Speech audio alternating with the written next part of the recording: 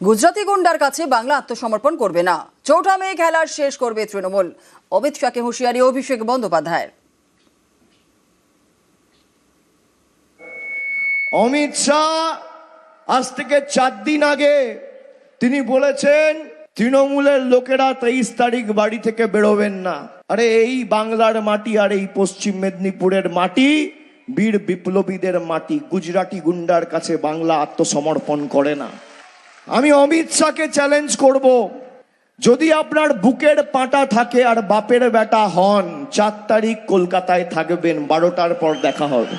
কত বড় গুন্ডা আপনি আর কত আপনার ক্ষমতা, 4 তারিখ দেখা হবে। খেলা তোমরা শুরু করেছো, শেষ তৃণমূল করবে।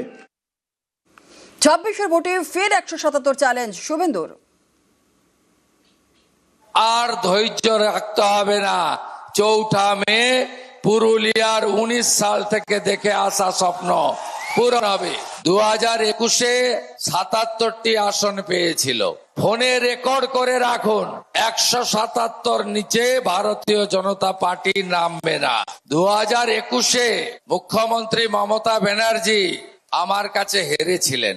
এবারে ভবানীপুরেও আমি ওনাকে হারাবো।